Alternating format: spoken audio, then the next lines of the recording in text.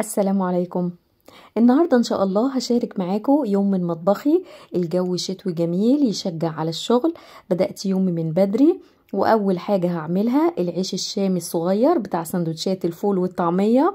سهل جدا ومقاديره مفيش أبسط من كده، وهسويه في الطاسة من غير ما أشغل الفرن، يعني حاجة كده في الإنجاز.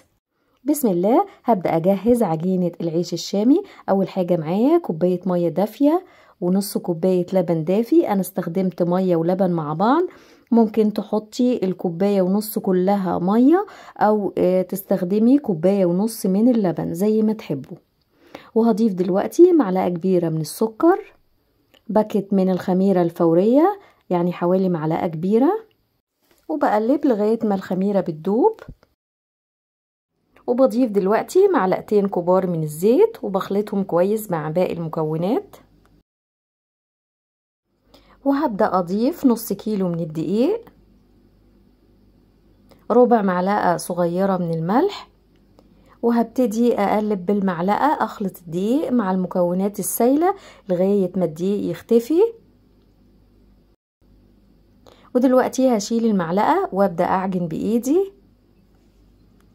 بعجن عجنة محترمة مدة مش أقل من 7-8 دقايق لغاية ما العجينة تلم معايا وتكون عجينة ناعمة وطرية. ودايما وانتي بتعجني خلي مية جنبك عشان ممكن العجينة تحتاج المية. عارفين طبعا كل دقيق بيختلف عن التاني في احتياجه للسوائل. لو لقيت العجينة ناشفة ضيفي معلقة أو 2 لغاية ما العجينة تلم وتظبط معاكي. وده بيكون شكل العجينة، عجينة طرية وناعمة ومش بتلزق. واغطيها بكيس بلاستيك وفوطة واسيبها ترتاح وتخمر مدة 10 دقايق مش اكتر من كده، عشان العجينة تفضل طرية والرغيف بتاعنا يطلع طري وجميل. وهنا بعد 10 دقايق العجينة خمرت وتضاعف حجمها. بنزل الهواء منها وهرش رش الدقيق على المفرش اللي هشتغل عليه او الرخامة. وهبتدي اقطع العجينة لجزئين عشان اسهل على نفسي تشكيلها. باخد كل جزء والفه رول واقسمه لقطع صغيرة. حجم القطعة 30 او 40 جرام حسب حجم الرغيف اللي انتوا عايزينه. القطعة بتكون قد الليمونة البلدي بتاعتنا دي بس كبيرة شوية. ممكن لو عندكم ميزان توزنوا كل قطعة، بس الموضوع بسيط بالنظر تقدري تظبطي كل القطع وتخليها قد بعض. ببدأ تشكيل العجينة. باخد كل قطعة وبكورها لكور صغيرة بتتشكل بكل سهولة لأن العجينة طرية جدا وناعمة. وباخد الكور برصها على رشة دقيق وبغطيها بكيس بلاستيك أو فوطة. لازم تخلي بالك جدا لأن العجينة لو ما غطيتهاش على طول هتنشف منك ومش هتعرفي تفرديها بسهولة. وبكمل باقي تقطيع وتشكيل العجينة. ومع آخر كورة عملتها على طول ببدأ في فرد العجينة على شكل رغيف. وهنا حضرت فوطة نظيفة عشان أبدأ أرص عليها العيش. ورشيت رشة بسيطة من الدقيق وباخد أول كورة أنا عملتها ببدأ بيها وبحطها فوق رشة الدقيق وهبدأ أفردها بالراحة جدا، مش بضغط عليها بالنشابة. وبرش رشة دقيق بسيطة، ما تكتريش الدقيق علشان العجينة ما تنشفش. وبفرد الرغيف على شكل دايرة بيتفرد معايا بكل سهولة لأن العجينة ناجحة وطرية جدا. وبلف العجينة وانا بفردها من كل ناحية عشان تتشكل على شكل دايرة. سمكها حوالي نص سنتي، ما تخليهاش أرق ولا أرفع من كده عشان ما يتحولش لرقاق وينشف معاك الرغيف. وهنا بوريكم ده السمك المطلوب. تمام كده. هاخده احطه على الفوطة واغطيه بفوطة، لازم يتغطى على طول عشان ما ينشفش. وبخلص فرد باقي الكمية اللي معايا. ما شاء الله نص كيلو دقيق عمل 21 رغيف. ولو هتعمليه حجم اصغر من كده زي بتاع المطاعم ممكن تطلعي 24 او 25 رغيف من النص كيلو. وهنا دي كمية العيش اللي عملتها بالنص كيلو. ما شاء الله شكله جميل جدا. هبدأ دلوقتي في تسويته. هاخد اول رغيف فردته وابدأ بيه هسويه على الطاسة. مش هياخد وقت، يعني اقل من 10 دقايق هكون مسوية كل الكمية دي. وبالنسبة للتسوية رفعت طاسة على النار وخليتها سخنت قوي، وبعد كده بخلي النار تحتها متوسطة، لا هي عالية قوي ولا هادية، وبحط الرغيف. لو خليتي النار عالية اثناء التسوية الرغيف معاكي هينشف. بنلاقي الرغيف ابتدى يقب ويرتفع، ما بقربش للرغيف ولا احركه غير لما يبتدي يشمع ويمسك نفسه وابتدى يتنفخ اهو من فوق. هضغط عليه ضغطة خفيفة جدا بالاسباتيولا، بساعده على انه يتنفخ. وفي المرحلة دي بيكون استوى من تحت، بقلبه على الناحية التانية. مش بياخد وقت، يعني حوالي نص دقيقة بيكون خد لون واستوى. على طول بخرجه عشان ما ينشفش معايا، بخرجه على فوطة نظيفة وبغطيه بفوطة لغاية ما يهدى شوية. وبعد ما بيهدى شوية بحطه في كيس بلاستيك وبقفل عليه كويس. بالطريقة ديت العيش بيفضل طري وجميل لغاية آخر رغيف. ولو انت عاملة كمية بتقسميه في أكياس بلاستيك وتحطيه في الفريزر، بتطلعي منه وقت ما تحتاجي 10 دقايق بيكون طري كأنه لسه طازة. وبخلص باقي الكمية اللي معايا، ما خدتش وقت مني 10 دقايق بالظبط كنت مخلصة. طريقة سهلة وبسيطة، مفيش أسهل ولا أبسط من كده، وبيطلع العيش تحفة. حتى لو بتعمليه لأول مرة هينجح معاكي.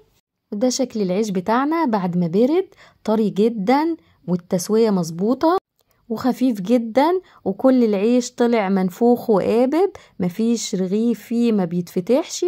شايفين من جوه جميل جدا. يلا بقى تشجعوا وقوموا اعملوه. وهعمل دلوقتي الخيار المخلل السريع. انا بعمله دلوقتي الصبح بدري، يعني بعد 6 أو 7 ساعات ميعاد الغدا يكون ان شاء الله اتخلل ونقدر ناكل منه. ويفضل طبعا لو سبتوه ليلة كاملة يتخلل براحته، بيكون طعمه احلى. انا كان عندي كمية من الخيار لقيتها كده قربت تدبل، فحرام هخللها. الخيار بلدي، حجمه لا كبير ولا صغير عشان ما يتهريش لو فضل معايا مدة طويلة. وحطيت معاه قرنين 3 من الفلفل الحامي. ودلوقتي معايا 6 كوبايات من المية السخنة لسه منزلاها من على النار حالا. وانا عايرت المية بمج الشاي العادي الموجود في كل بيت. وكل كوباية مية بحط لها معلقة كبيرة من الملح، يعني هضيف دلوقتي 6 معالق من الملح. وهضيف معلقة كبيرة من السكر، ودي اللي بتخلي الخيار مقرمش لآخر حتة فيه. وهحط 4 فصوص توم كبار، ورقتين من ورق اللوري أو الغار.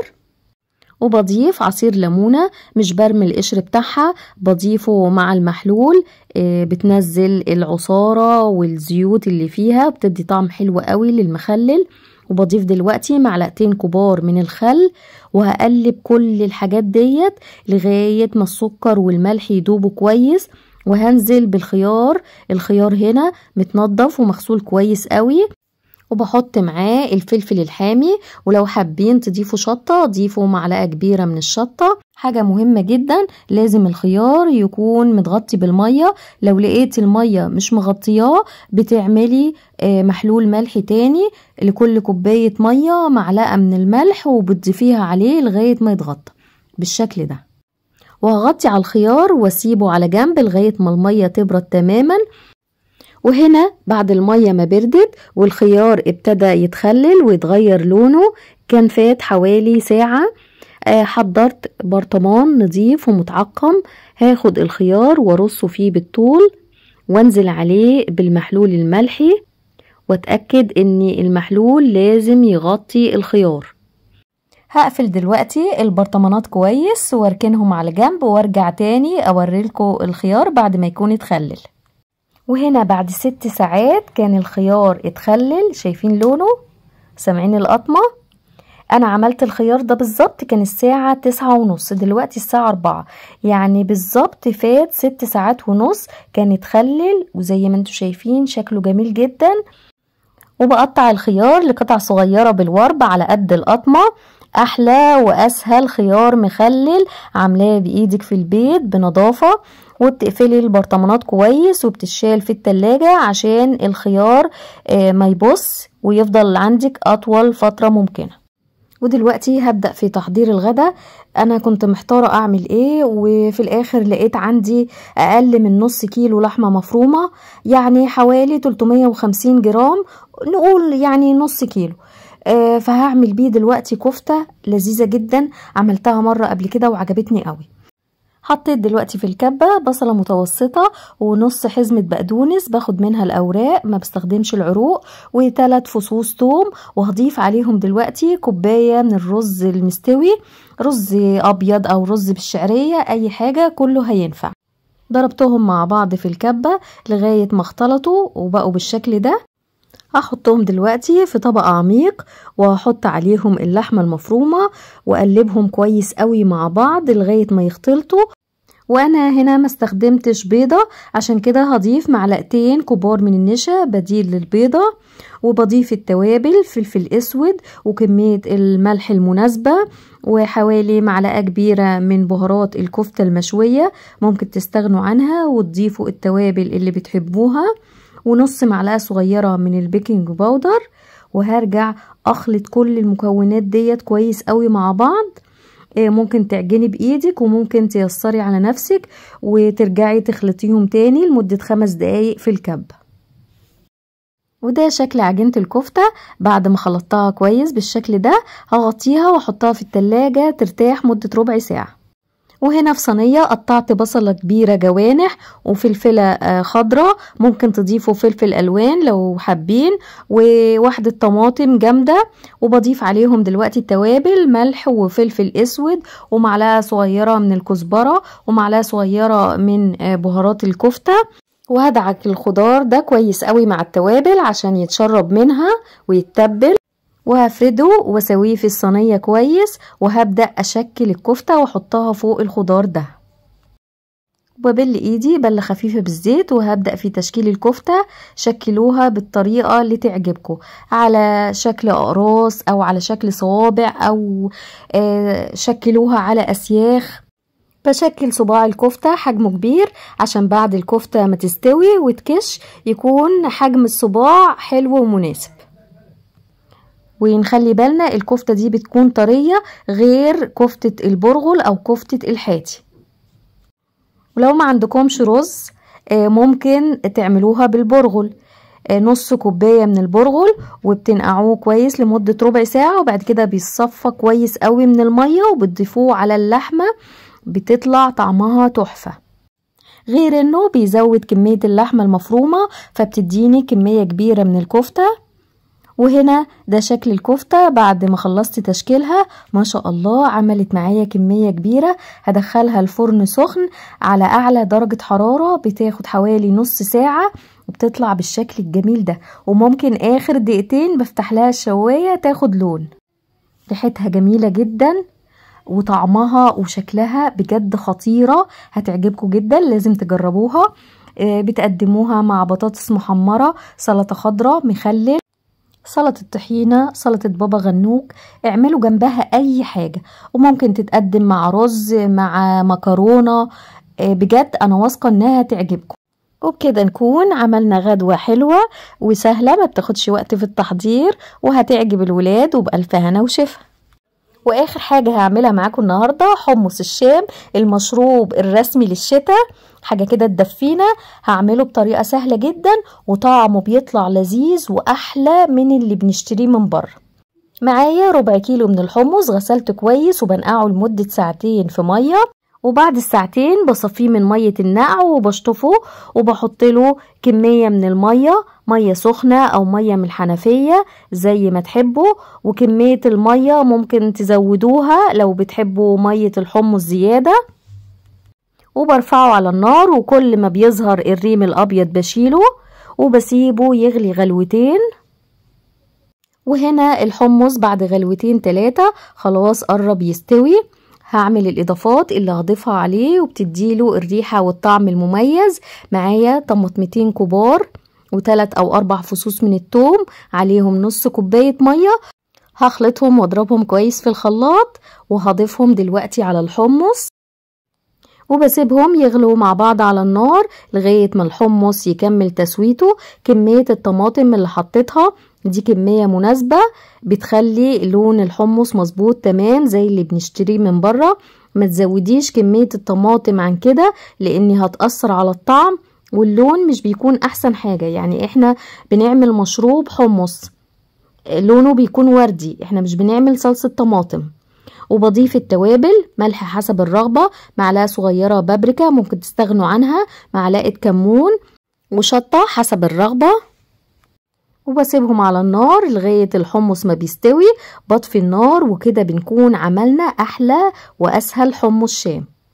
وهبدأ اقدم الحمص. في كل كوباية بحط نص معلقة صغيرة من الكمون وعصرة ليمون حسب الرغبة، وبضيف كمية الحمص برضو حسب الرغبة والمية، وبقلب الكوباية تقليبة حلوة كده. وبقدم جنبهم ليمون وكمون عشان اللي عايز يزود. ودوقوا بقى احلى حمص طعم وريحة ولون، وبألف هنا وشفا مقدما. يلا بقى قوموا اعملوه لولادكم ودفوهم. وبكده اكون وصلت لنهاية الفيديو. اتمنى يكون عجبكم وتكونوا استفدتوا. اسيبكم في رعاية الله، والسلام عليكم ورحمة الله وبركاته.